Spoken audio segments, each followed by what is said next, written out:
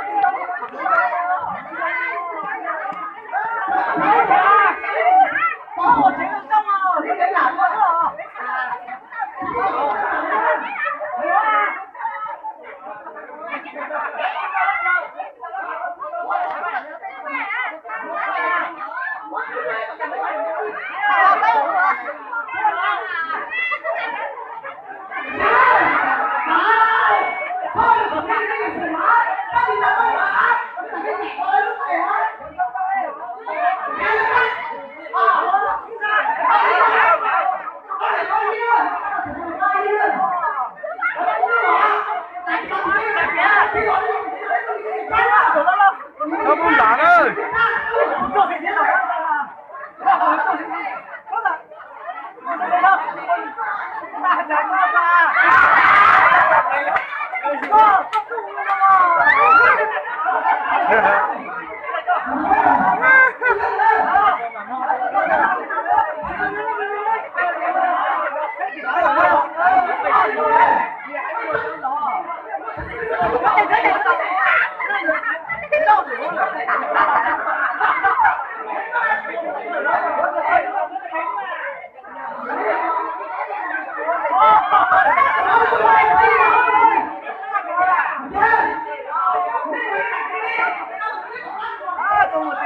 Sắp buông đạn ơi. Một tí tiền đấy ít cơ.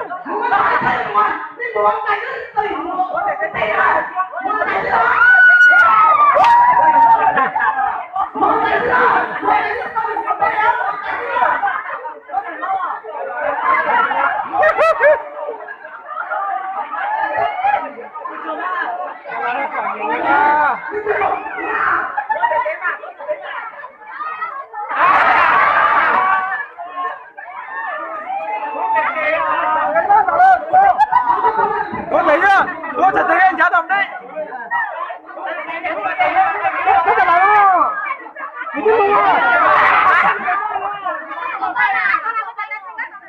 Cái không à.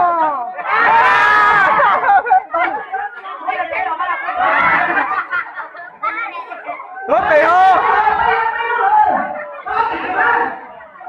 Ơi, có phải nhân giao không?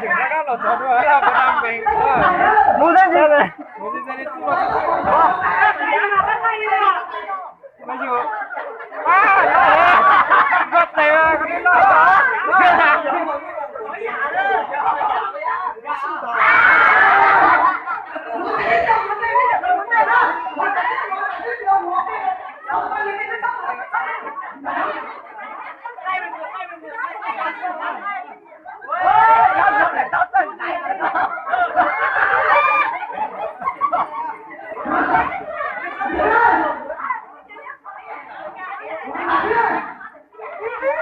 Chả tôi muốn rồi.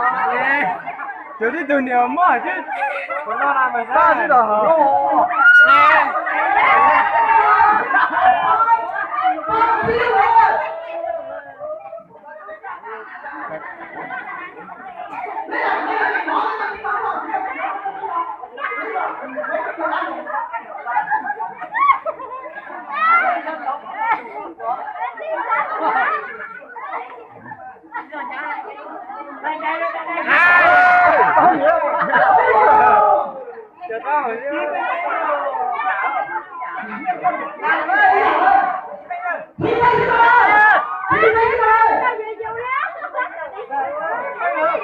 Thật ra nhá, anh nha xin. Ủa, sao thế mà?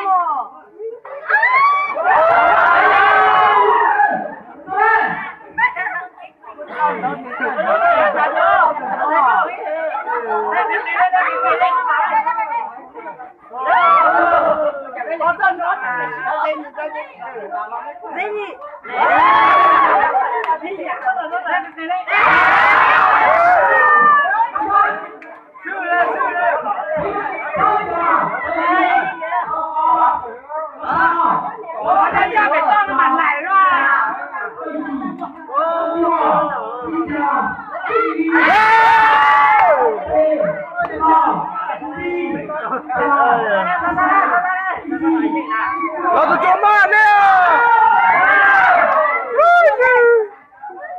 đây đây.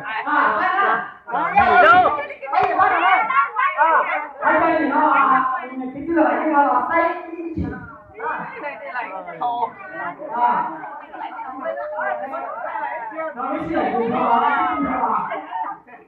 Mấy đứa chạy rồi nó kia cũng là chịu lại. Gì cũng chạy là nè. Anh cho tao nói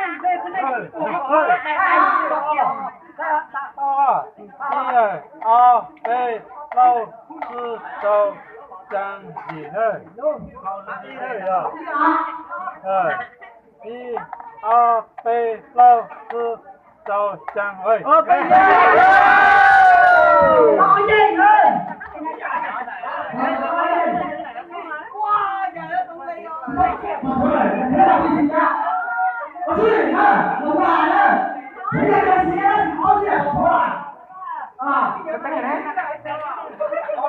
mấy tay ngựa bây giờ